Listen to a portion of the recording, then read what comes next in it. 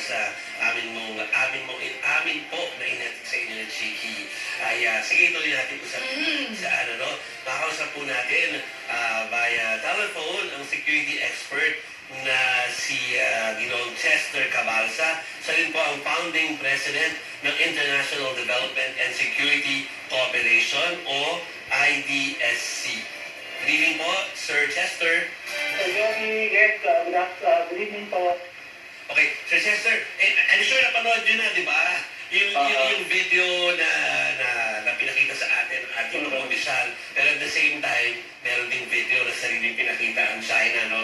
At ang kanilang allegation ay tayo akong bumangga. Tapos syempre, sa video naman natin, na tayo yung nabangga. Oo, mukhang malinaw doon. Mas eksperto kayo eh. Kaya pa kami nagtatalo sa story ko namin eh. Kung ano ba talaga nangyari, ano po ang tingin niyo talaga naging sitwasyon doon? Alam niyo, sir, nadami pa itong cognitive warfare ang tawag nila sa military niya, no? Yung kanya-kanyang pamamaraan ng pagsabi ng katotohanan nila, no? Of course, from our side, we believe yung nire-report ng ating Coast Guard at ng AFP, no? To save their lives, their truth, kasi yun yung way ng kanilang pag-persuade sa atin na ito, ang aming verso, no? So there are two kinds of that, no? Ano nang mangyayari after that, no? Definitely, no? Meron na rin tayong diplomatic protest, no? Kasi lagi natin ginagawa yun. But we think that that's still effective kasi na nare-record yung ginagawa ng China sa atin. And secondly, making grievance mechanism natin against them, which we can use later on kapag nagreklamo tayo against the international community. No? But nevertheless, ano pa yung pwedeng mangyari? Because they keep on repeating this at nagiging araw-araw na halos ginagawa nila dito. At I think yung iniiwasan natin yung miscalculation. Ang China, I think also, is trying to erase that. Ayaw din nilang mangyari na kasaroon ng may casualties sa sinasabi ay mga patay. Because if that happens, I think it will create a conflict, shooting war, na din talaga doon natin malalaman kung ano ang pwede gawin ng mga ka-alyansa natin and our strategic partners, no? Competitive support nila sa ating military speaking. Alam natin na aware din si China that if something happens that will spark more trouble, no? Napakagulo ng mundo natin ngayon kasi meron ng Russia nandiyan sa Russia-Ukraine war, tapos Iran nandiyan na ngayon sa Israel-Hamas war. Tapos ito si China nandito sa South China Sea, tawag na nila dyan triad ngayon, no? Nandito ngayon tayo sa mundo kung saan may triad daw. At these major powers are trying to recreate the order sa ating mundo, no? At sinecheck talaga, no? Kung ano ang kakayanan natin at sino ang mananaig at kaya ba ng US na maging world police pa rin kasi ang dami ng tinututukan ngayon at natatalon siya. And definitely, no, yun yung bigger picture doon. But on our side, from the side of the Philippines, kasi na natural daily event na halos itong ginagawa ng China sa pambubuti nila sa atin, definitely, let's not do what they're doing in terms of yung itong mga greenwood tactics nila, itong pang-dangerous ng noodles nila, itong mga kabuluhan na ginagawa nila dito sa pagdating sa pag-isap nila rumaro sa pag-isap natin. What we can do, of course, is we can focus on our needs and modernize the armed forces, particularly the Navy and the Coast Guard and the PSA Maritime Group, and force our laws. Inaantay natin ma-inform na maisapatas ko yung Maritime Zones Act na yan, sa articulated feelings na yan, para halimbawa, ma-identify na natin yung mga boundaries natin, mga isla natin. I think that the time that we're delivered and also enforce our domestic law against them. No? For sure, mas itong labanan na ito because the mere fact that nakita ng China na nagsiselos actually sila sa ating relationship with the US right now, kaya ganyan ang ugali nila sa ating ngayon. No, they don't want that we are too close with the Americans. And definitely, when lumalakas din ang alyansa natin with the Americans, naturally, we will see a lot of these eventualities na nakikita natin ngayon sa dito na yan. Napag-usapan niyo na nga ni Jovi yung anong dapat nating gawin, yung mga alyansa. Sorry, sir, si Chicky Verhel po ito, no? Meron pong meron sinabi si Jay Batong Baka na siyang director of the University of the Philippines Institute for Maritime Affairs, no? And Law of the Sea. Ang sinabi niya na baka sadya daw ang ginagawa ito ng China dahil gusto nilang tingnan kung anong gagawin ng Pilipinas at gusto din nilang tingnan kung anong maging reaksyon ng Amerika o ng Washington. Ang sinabi niya kasi, you don't accidentally hit another vessel out in the open ocean. Ano?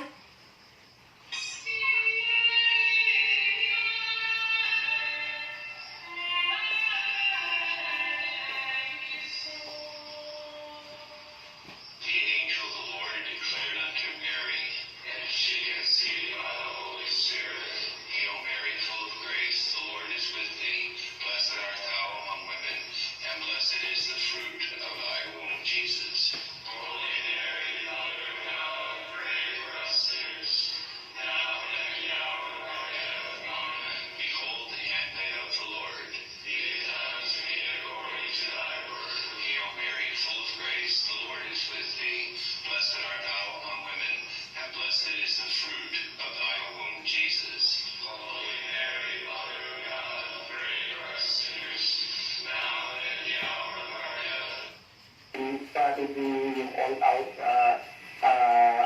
all strategy natin, na ino na si Coast Guard at si Navy natin kung ano nagagawa nila, and the world knows about it, ayaw nila ng gano'n. Tapos, naiisip sila in other words, no?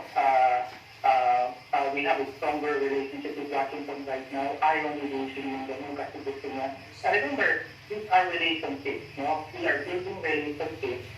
At tayo, parang nagsiselos si Beijing kasi mas malapit tayo sa Washington right now. No? Ibig sabihin na it's also one way of recalculating how do we deal with these competing superpowers. But nonetheless, no, yun yung tinitignan nilang aspeto o reaction from us. But let's not stop on that kasi si Washington, ina-articulate niya talaga kung anong gusto niya. When it comes to our national security, dito the regional and global state, pagdating sa South China Sea. Si China kasi, hindi niya na-express ng mabuti kung ano yung gusto niya. Kung ma-express man niya, nag-feel lagi or hindi niya pinupulfill. Like say for example, you have the Portland diplomacy in 2017, parang pang President Duterte yan. Tapos nung bumisita si President Marcos in January this year, yan na naman yung in-offer nila. Pero continuous pa rin yung pangbabangga nila sa ating pag-water sa amin nila sa ating interview, attack nila sa ating. So, the point is, they are not fulfilling, they don't walk the talk. They are not fulfilling what we're supposed to do with us. So, wala yung trust and confidence. No, yun yung nawawala sa relationship natin with Facebook. Basically, dahil nagsiselos sila dun sa relationship natin right now with Washington. Ayan. Malinaw naman po. Ayan po. Okay. Naku, sayang ulo tayo sa oras. Pero ibitahin natin ulit si Sir Chester para mas marami pa tayo ibang mapag-usapan, na lalo na interested ako sa movement ng US, na kanya nanganap. Pero next time, Sir Chester, Thank you. Thank you very much po. Okay. Yeah. Thank you. Tama naman para sa tama rin naman ang US. Aside from the ambassador na naka-assign sa atin ito, ang State Department din nagsalita na doon sa issue na ito. Tama malinaw din yung kanilang yung opinion at nangyari. Yung iba kasi parang tama kasi kanina ang unang tanong ko sa kanya ito ko sa kasi doon sa kanilang nilabas sa video parang sinasabi na tayo ng bangga tapos yung meron ding video na mukhang tayo yan eh. The thing is, kayo na ba yung teritoryong yun? Yes, Oo. nga. Dalawa. Exactly. Yung basic na sinasabi ng mga viewers natin, ano naman laban nung ganong klaseng vessel natin? Ang liit. Oo. Liit ano para... Sa kanila. Oo, para kung magkakatakutan ba naman yun? Correct. At saka, I just find it ridiculous yung mga statements nila ng China ngayon na sinasabi na nag-practice sila ng restraint at saka ng patience nung mangyari itong resupply mission dyan sa Ayungin Shoal. Obviously, yun ba yung makikita natin na restraint at patience? Binangga nga yung pagkaliit-liit naman natin na barko kumpara naman dun sa vessel nila. Ano na naman tayo? At yan yung lagi nilang sinasabi, di ba? Maximum, kumbaga maximum tolerance, kuno. Lagi. At mga kapatid, dun sa sinabi ni Jovi na kanino bang teritoryo yun? Eh yung sa St. Thomas Shoal, Ayungin Shoal, 200 kilometers.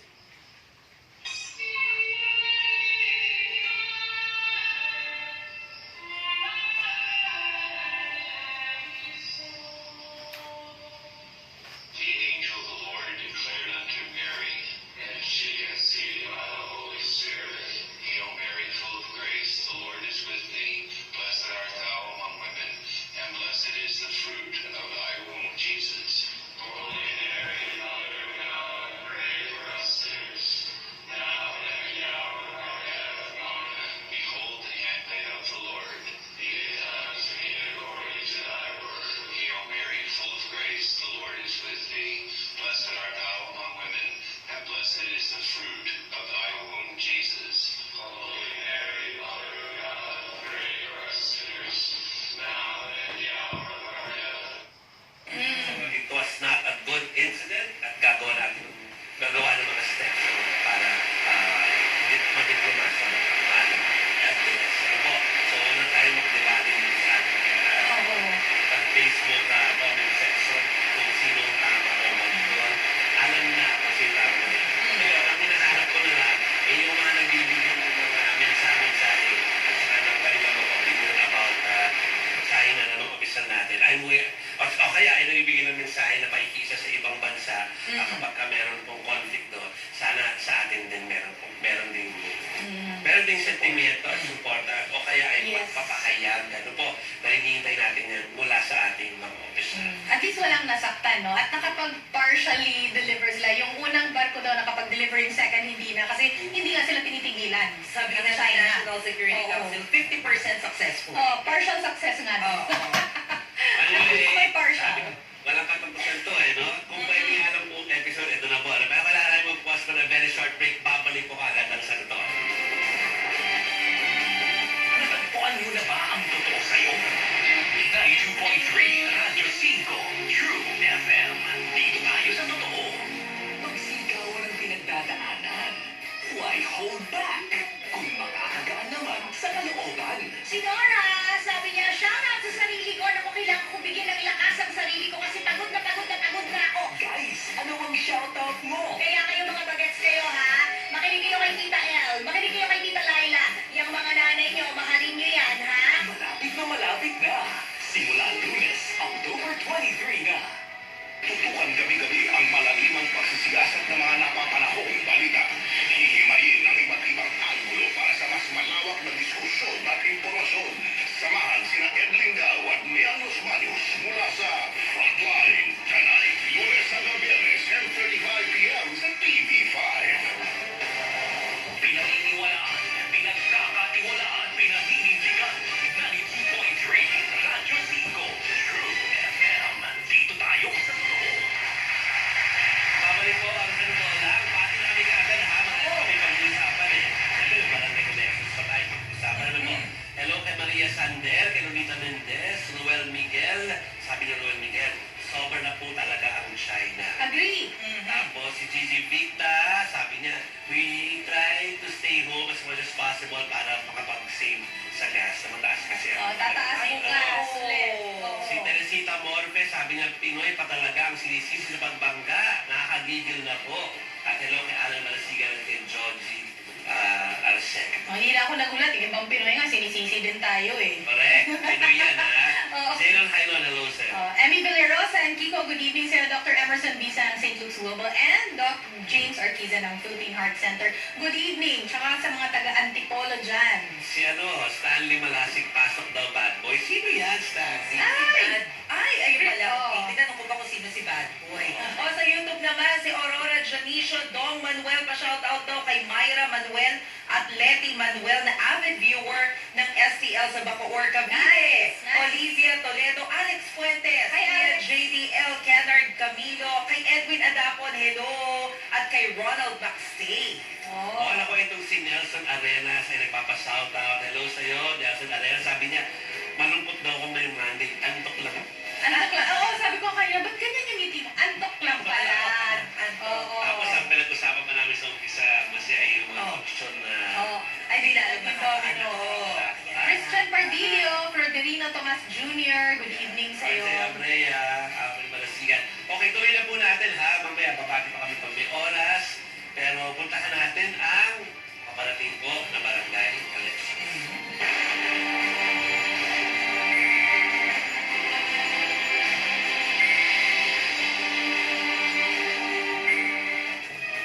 Okay, ilang araw na lang po yan ha. Magdedesisyon na po kayo.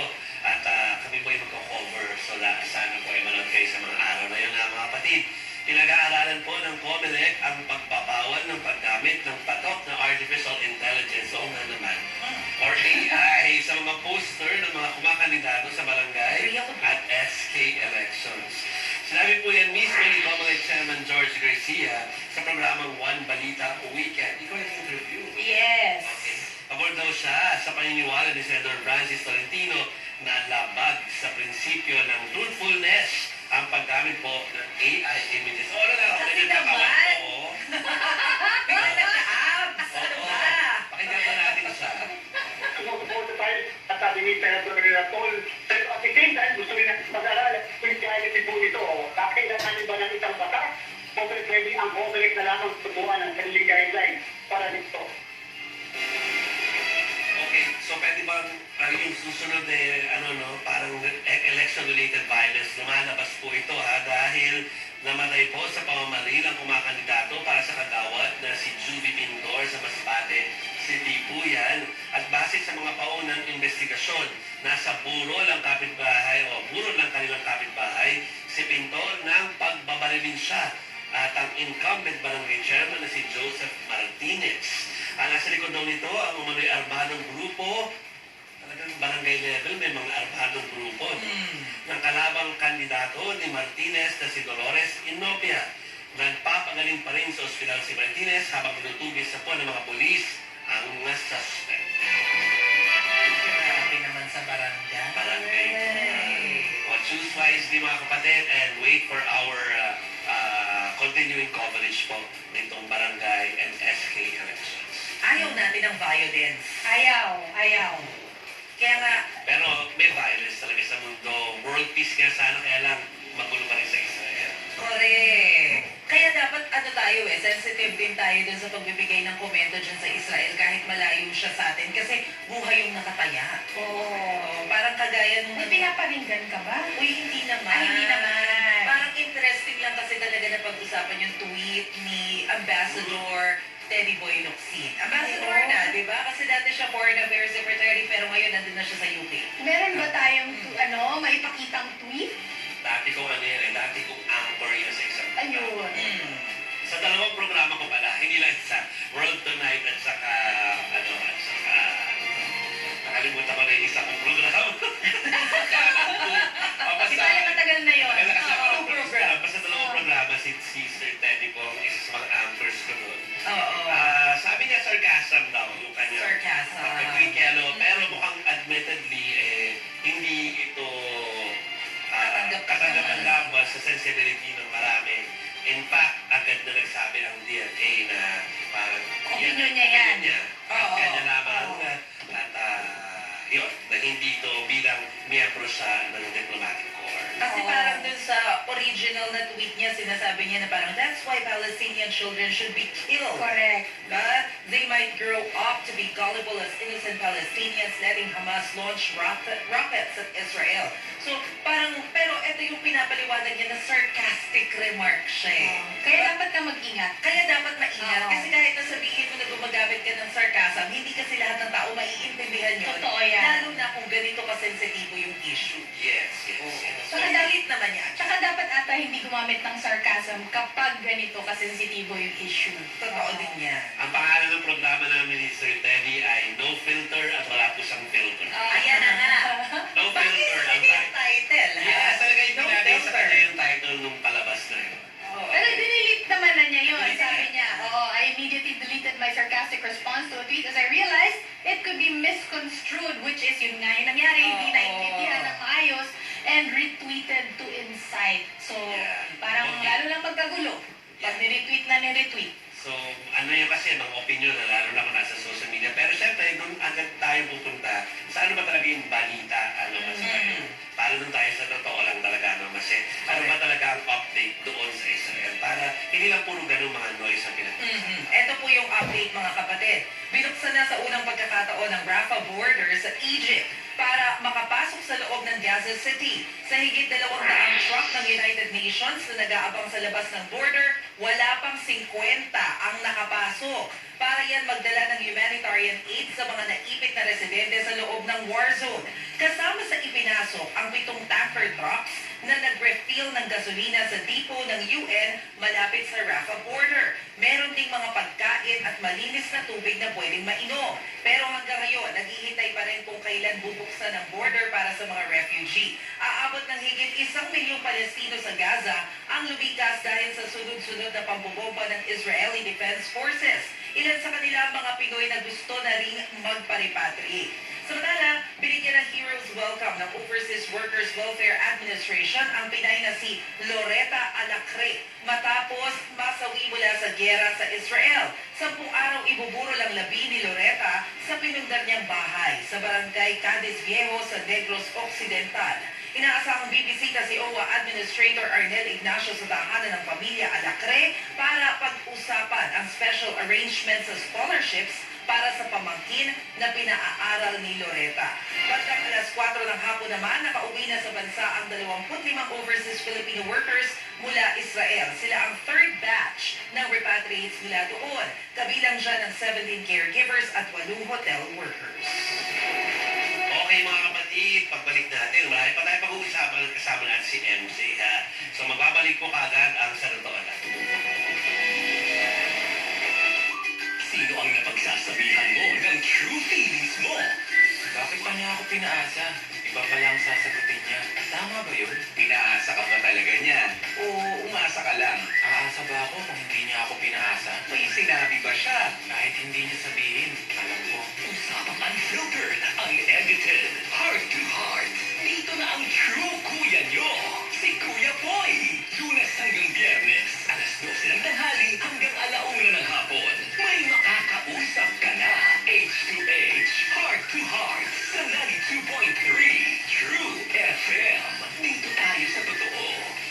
Totoo sa paghahatid ng balita, impormasyon, serbisyo. Totoo sa'yo, 92.3 Radyo 5 True FM. Dito tayo sa totoo.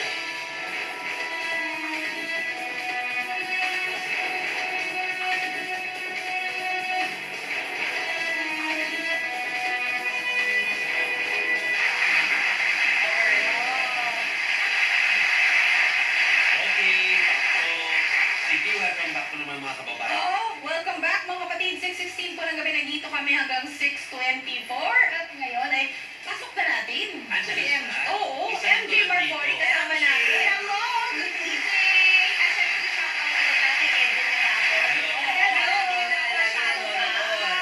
Si Joseph Arcega, pinatulog ka. Hello, Georgie Arcega, at mga STLers natin na mahal talaga natin dahil sobrang agresibo nila mag-comment. Correct. Sobra. Okay. RJ Abrea, Yes. Mario Constantino. Hello, hello. Oh. Teka muna. Alam ko meron mga balita si MJ ko sa showbiz. At may oras tayo para dyan. Pero pag-usapan natin to, hindi ko alam kung ito mga katabi ko ay nag-fiesta carnival eh. Oo, Parang yata nakakakilala. Sila, ako wala pa Pag dito. nag-fiesta carnival kami, yan ang mga Siyempre, pinupuntahan natin Tupaw mga and sa- kabataan natin. Exactly. Ewan ko. Baka Oo nga eh. Sa Kasi, carnival. Stars na napupunta. Stars. Oo. Mukha pa naman tayo sa social media. Fiesta Carnival talaga tayo. Fiesta Carnival. 70s, 80s pagbabalik. Noong una Oo. nagparamdaman, iniisip natin, bubuksan pa, ano pala, inihanda pala. Pero bago na magpasko, ay magbubukas na ulit sa MJ. Siyempre sa Araneta Center to. Kung saan yung original. Pero parang feeling ko hindi na yung buo kasing yun, Araneta, yung from, yung kung nasa yung Wendy's ngayon, hanggang doon sa dulo, kung saan papunta ng New Frontier. Ganun kalaki ang Festa Carnival dati. Pero feeling ko ngayon, imposible na ibang parts doon occupied na, diba? Ito yung kung saan yung lumang Shopwise. Yes. Diyan siya. Oo, Oo, diyan siya. kasi kung feeling ko, Sa harap ng Araneta Coliseum. Parang more compact Oo. version. Kaya pala nila, sinarayan kasi nag-open sila ng bagong wing, di ba? Yes. Ang Yes. nagtataka ako nung gagawin nila sa nasa tapat ng hotel din yan. Oo. Talagang competitive talaga sila dahil may mga pop-up din sa Commonwealth. Correct, correct. O at iba pang mga lugar, di ba? Ano to? Ngayong Pasko. MJ, first of all, kapag ka may nananalo sa Binibining Pilipinas, saan na pupunta yung charities? So, na pupunta yung mga beauty queens dyan, dadala-dala yung mga orphans. Parang ganyan yun. Buhay ulit. Mga mabuhay ulit. Ngayon kasi di ba naalala mo na nag-live ako isang beses dun sa dyan, sa Araneta City. Doon na rin nila dinadala sa mall. Usually, naka-private event yung mga beauty queens sa hotel. Hindi, inilalabas na ulit nila sa publiko Yeah. for everyone to enjoy the event. Okay, kung sa Harrison Plaza ko po naranasan na mag-bump car, Oo. saan ko po naranasan mag-go-kart, meaning parang kotse ka na talaga. Wow. Diba? Yung isang round ng buong Sobrang city. saya naman nun. Masaya no? So, doon mo kaya ko pala mag-drive. Kasi yung natatandaan ko dyan, merry-go-round. Yung may mga bayo. Yan ba yung nasasakyan ko? Uy, parang classic carnival ride yan. Oo. Okay, anyway, so yun ang naman, bago magpasko, magbubukas yan, kita-kits tayo dyan mga kapatid for nostalgia's sake. Pero, come on, MJ. Ito, nostalgia. Francis M. Ganito Ay, ah. oo, diba? Actually, bago tayo pumunta rito, nakita ko nga si Mamu at si Papu na sumalang din dito sa one page. Yun yung pinag-uusapan natin, may mga update. Di ba yung mga may mga close friend, biglang ang dami na plot tickets. Oh, Jesus. Alam mo, sabi kasi na ilan sa mga close kay, sa pamilya Magalona, na close din ni Kuya Joey. Alam mo kung sino siya? Dignified silence daw ang mga Magalona tungkol dito. Which is of course, kumbaga natapat ako sa ganito, baka ganun Baka din ganun ako. din, baka ganun. Oo, di ba? Nag-party pala Saturday si Tia kasi if you remember, belated celebration niya yun. Dahil kaka-birthday niya lang rin, di ba? Talagang, totoo, life goes on, di ba? Pero bukod nga doon, yung pinaka-isa sa mga revelation is nung sa One Balita Pilipinas kanina, kasi yung isang mga naging kaibigan ni Francis M. Si Robbie, Rosa. nagsalita siya, sinabi niya may iba pa raw mga anak na sana, ang pagkasabi pa kaya napaka-casual nung kausap natin. Oo. Sabi niya, sana pati yung ibang mga anak ni the late master rapper sa ibang mga babae, magpakilala na rin. Bakit? Parang isahan na lang. Pero Pero, sabi ko, paano may koto? At sabi niya, yeah, i-share mo. So, sinare ko nga. Kasi yun nga, meron pa pala. So, yun, mukhang yun yung hahating. Oo. Tapos at the same time, yung po sa allegation na, well, hindi naman hindi kasal at saka... Yun pa. Hindi naman kasal at saka Oo. hiwalay na by that time. Pero nagpadala may mga litrato from Pilar Mateo, nakilala natin si Pilar Mateo na manager or PR ni manager yata, or road manager ni Francis M. nung time na yun. Na parang may nangyari sa Hong Kong. So, wala natin alam kung ano. Kasi nga naka-dignified silence nga si Pia. So, hindi natin alam. Yun na nga, pero yung nakakaloka lang rin sa huli sinabi ni Robby na sa ending daw siya ni Francis M. Ang mahal daw niya si Ate. Ito, according to him. According to him. itong lumabas na. Oo, di ba? Pero, Sabi ni Rai. naloka lang ako kasi may lumalabas din, di ba? Siyempre, trending din sa TikTok, natatakbong agawad dito si... Ay, oo nga. Isa pa yan. So, napag-usapan na. Ano to? Yeah. Sorry, puputulin ko si MJ kasi gusto ko malaman kung saan barangay siya galing kanina eh. Bago Of tayo. course, Batasan Hills represents mga Oo. kababayan natin sa Quezon City dahil nag-taping doon ng face-to-face at in fairness Sa mismong barangay. sa mismong barangay. Wow. Iba yung energy. Kasi nakapag-cover tayo dito doon sa taping nila, which is sobrang saya rin. Pero iba pag nilabas mo. Eh, dito nga eh, ang taas na ng energy. Exactly. Sa newsroom, pagka... Alam mo gano'ng kataas sa labas? Oo. So kung dito, riot na, di ba? At talagang may mga, pinipigilan na yung mga case study. Na doon, Oo. Gera. Di na gera. May na-ambulansya pa. Ito pa, nakakaloka. May kantahan din. Bigla yung isa sa audience,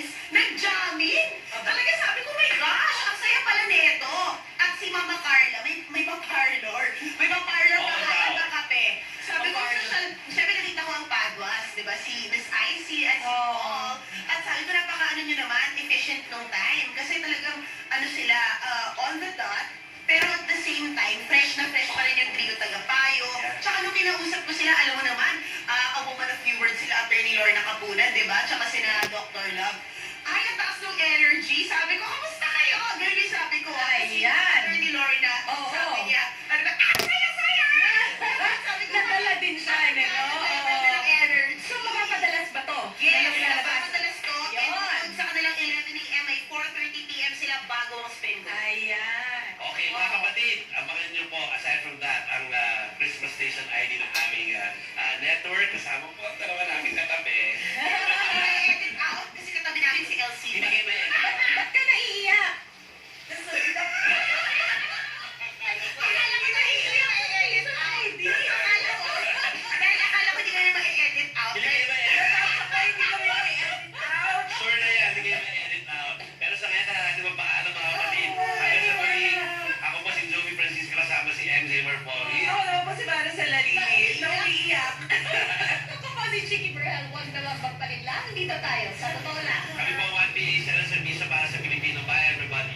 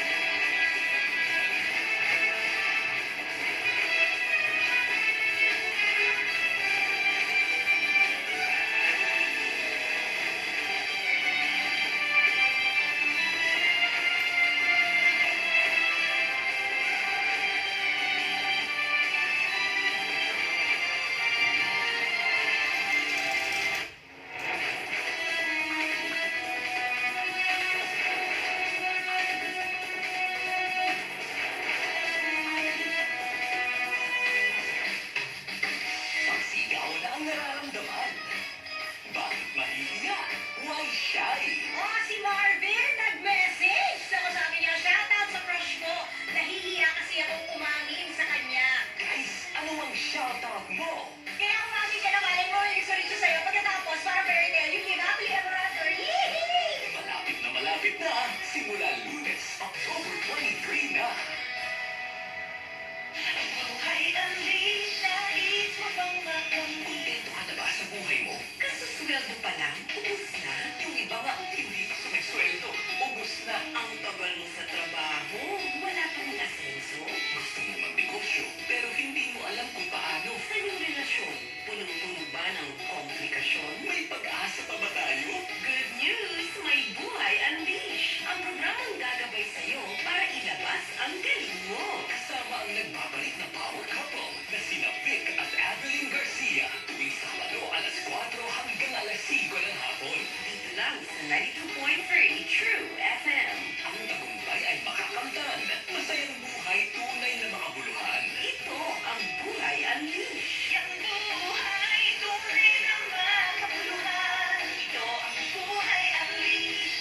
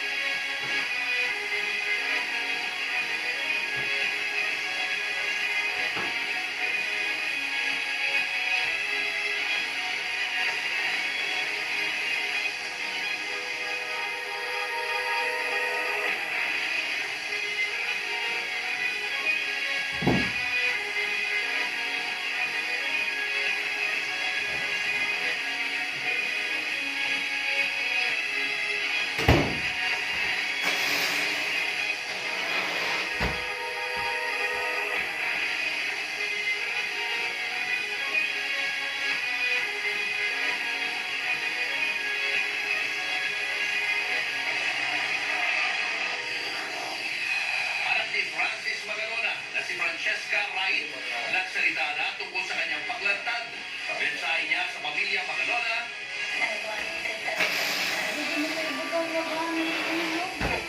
I hope that you accept me. I don't have any bad intentions.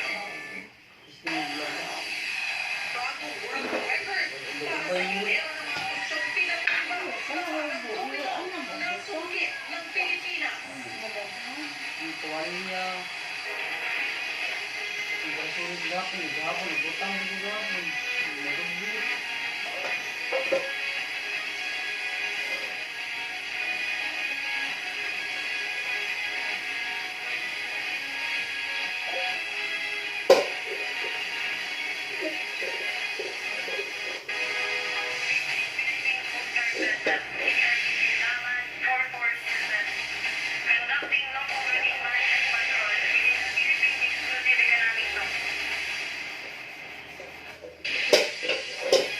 Pinikitang, pinalibutan, kinorner hanggang sa tuluyang nabangga ang barko ng Pilipinas.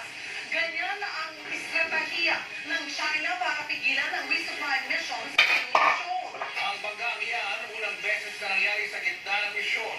Nagkataong sakay ng binanggang barko ang News 5 at live mula sa kasaluyong nasa frontline na balitang yan si Gio Robles. Gio, ikwento mo nga sa amin ang personal mong karanasan sa nangyaring banggaan. Tama ka dyan, Julius Cheryl. Nakabalik na nga tayo ng Maynila mula sa Palawan at personal nga nating naranasan ang 6 na oras na pakikipagpatintero ng Philippine Coast Guard sa mga barko ng China. Personal din tayong naging saksi sa hindi lang isa, kundi 2 beses na pagbangga kahapon ng China sa BRP Cabra.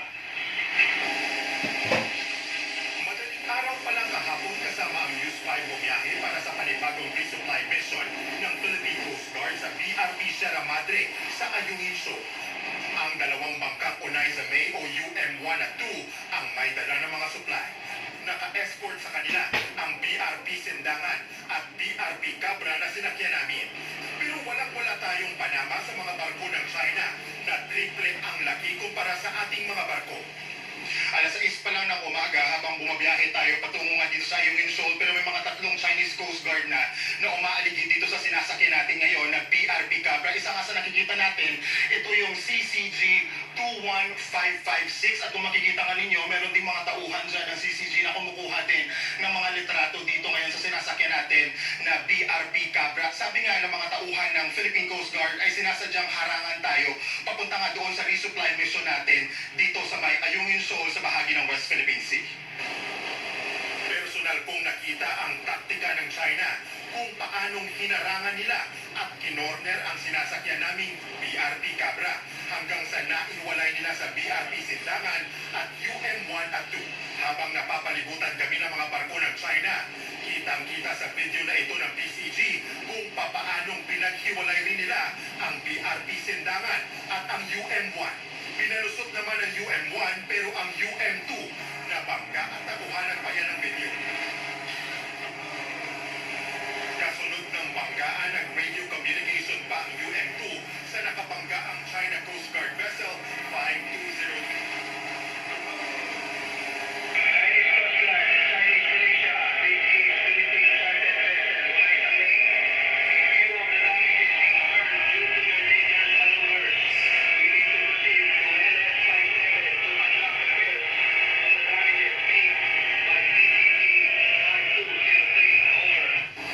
Sumagot naman ang China at nanindigang kanila ang Ayungin Shoal.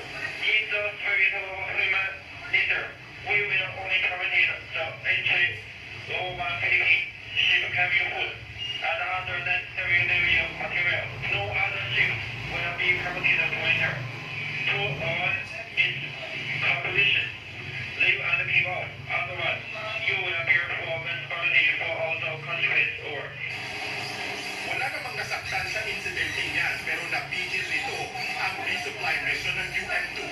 Tanging ang UM1 lang ang nakarating sa BRP Sierra Madre kaya kalahating buwan lang ng supply ang naihatid sa mga sundalong nakaposte roon. Habang ang sinasakyan naman naming BRP Cabra na iwanan na at madaling makausad. Makikita ninyo ito na, sobrang lapit na niya, mga 200 yards na lang ata ito. Kung hindi ako nagkakamali, ito yung CCG 21556. Hinarangan na po sa mga oras ito ang BRP Cabra. Sinubukan ko pang kausapin ng mga Chino, pero patuloy sila sa pagkuha ng video sa amin. Yung isa nga ay kumukuha pa sa atin ng larawan yan or video. Kasapin natin, hello! Ni hao! Good morning! Hello! Ni hao! Ilang saglit pa, lalo kaming dinigitan ng mga barko ng China. Hindi na tayo tinantanan itong Chinese Coast Guard. Kung makikita ninyo, ayan, umaaligid pa rin sa atin, 21556. Sabi ng mga tauhan ng Philippine Coast Guard ay nasa 50 yards. Yung layo niyan dito sa sinasakyan natin. Makalipas ang 2 oras, bandang alas 8 ng umaga, nagdesisyon ng PCG na patayin muna ang makina ng BRP Cabra. Pero kahit hindi kami gumagalaw o dead on water ika nga, nabangga pa rin kami ng barko ng China.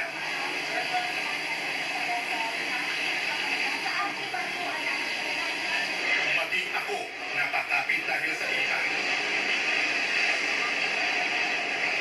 Makikita ang UP sa kaliwang likurang bahagi ng BRP Cabra. Walang nasaktan sa magkahiwalay na insidente. Pero kinailangang ilipat sa BRP Cabra ang ilang sakay ng resupply boat para matiyak ang kanilang kaligtasan. Sa himpapawid naman, ilang minutong nagpaikot-ikot ang eroplano ng Philippine Navy. Kitang-kita ang delikadong pagmaniobra ng China Coast Guard sa sasakyang pandagat ng Pilipinas. Malinaw itong paglabag sa international law. Julius Cheryl, ito ang unang pagkakataon na nasangkot sa banggaan ang resupply mission ng Pilipinas. Samantala, sinabi naman ng National Security Council na patuloy nilang igigiit o hindi sila patitinag sa kabila ng panghaharas ng China at sa atin nga itong Ayungin Shoal na sakop ng Exclusive Economic Zone ng bansa. Samantala, mga 1:30 kaninang hapon ay nakabalik na sa Oyster Bay sa Palawan ang isa sa mga resupply boat na binangga ng China. Cheryl, Julius, balik sa inyo. Gio, paano mo i-describe yung pakiramdam habang nagaganap yung tensyon na yun at ikaw mismo ay kasama ng ating mga Coast Guard? Unang-una, Julius, nakakakaba kasi kung tutuusin, mas malalaki yung barko ng China, maging yung mga Chinese militia vessels, pero hindi tayo magpapatinag dahil din sa pinakitang katapangan ng mga miyembro ng Philippine Coast Guard na sumusuong at nagbubuwis ng kanilang buhay every time nga na pumupunta sila doon sa bahagi ng Ayungin Shoal na bahagi ng ating bansa at na nag-deliver o nagre-resupply nga ng pagkain, tubig sa mga tropa natin sa BRP Sierra Madre. Julius. Maraming salamat, Gio Robles. Pilipinas na nga ang binangga, abay tayo pa ho ang dapat daw tumigil sa pampoprovoke sa China. Tinawag ng China na dangerous maneuver ang ginawa ng Philippine Coast Guard. May buwelta naman dyan ang PCG. Nasa frontline ng balitang yan, si Jenny Dongon. Sino nga ba ang dapat sisihin sa salpung yan sa dagat? Siyempre, ang China Foreign Ministry, Pilipinas ang itinuro. Dangerous maneuver o delikadong pagmamanibalaw ang ginawa natin. Dapat o natin itigil dahil nakakadagdag lang daw ng tensyon sa South China Sea. Kung tutuusin, nagpipigil na raw at nagpapasensya na sila sa lagay na yan. Pero binabaliwala raw ng Pilipinas ang anyay kabutihan at sinseridad ng China. Kahit to ang mga radio challenge nila, dinededma umano ng Pilipinas. Gate pa ng China, itigil ng Pilipinas ang pang-provoke. Buwelta naman ng National Task Force for the West Philippine Sea ng Pilipinas, puro lang paninisi ang China kahit huling-huli na at nag-videohan pa. The statements made by China are not supported by evidence. Parang kinuha lang sa hangin. That kind of statement collapses in the face of overwhelming evidence. We don't respond to lies. What we only present are all facts. These are supported by videos, these are supported by photos. Dagdag pa ng Pilipinas, kung meron mang lumalabag sa international law, hindi tayo yon, kundi ang China. Chinese narrative always says that we're violating their sovereignty. But they are in our exclusive economic zone. They are there illegally, they're intruding, they're undertaking dangerous maneuvers, all in accordance with international law by the 2016 Arbitral Award. China cannot cannot therefore lawfully exercise sovereignty over it. Kahit nag-level up na ngayon ang pangharas ng China at hindi na sila basta nangaharang, kundi nang babangga na rin. Walang balak umakas ng Pilipinas. Itutuloy pa rin ang resupply mission. Ang ating Department of Foreign Affairs naman, pinasomon o ipinatawag sa Chinese Ambassador Wang Zilihan para iparating ang pagkondena ng gobyerno sa mayuturi na irresponsable, delikado at illegal na kilos ng China Coast Guard. Naghain na rin tayo ng diplomatic protest. Mula noong 2020, 465 diplomatic protests na ang inihain ng Pilipinas laban sa China. 122 sa mga yan ay inihain sa ilalim ng administrasyon ni Pangulong Bongbong Marcos.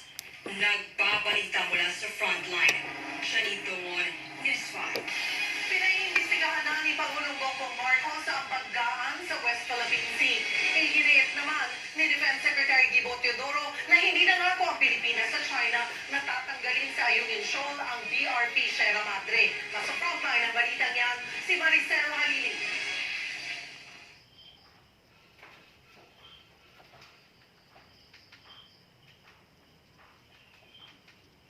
Nagpatawag ng command conference si Pangulong Bongbong Marcos sa Malacanang kaninang umaga. Dinaluhan ito ng mga opisyal mula sa National Security Cluster ng gobyerno. Sabi ni Defense Secretary Gilbert Teodoro, bukod sa tahasang pagkundina sa ginawa ng China, ipinag-utos din ng Pangulo na tiyaking mapoprotektahan ang teritoryo ng Pilipinas. China has no legal right or authority to conduct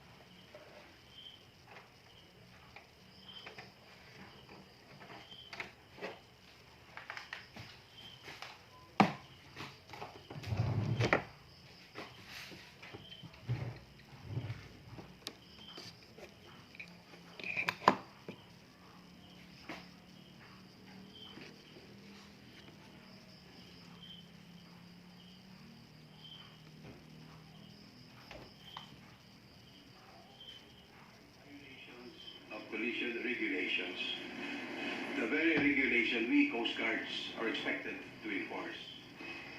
Nanindigan naman ang Foreign Ministry of China na ang Pilipinas ang lumabag sa international law.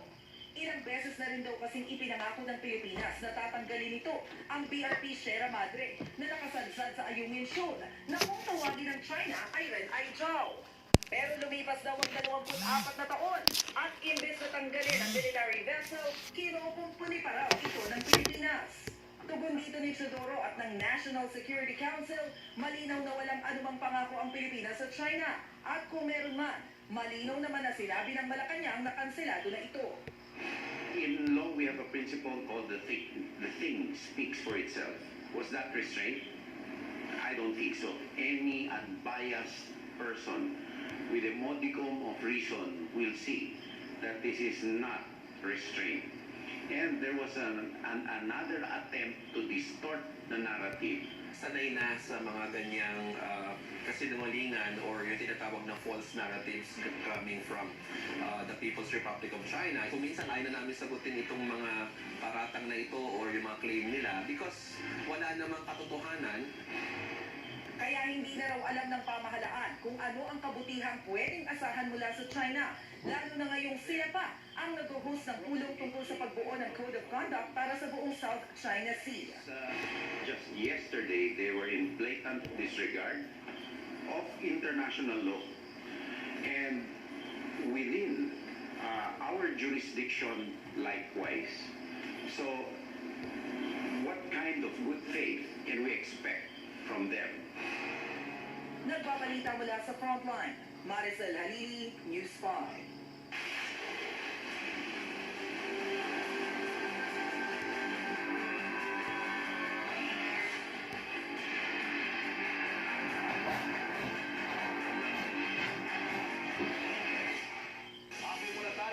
ibang balita, nasa 100 Pilipino sa Lebanon ang gusto nang umuwi ng Pilipinas. Umabot na rin kasi doon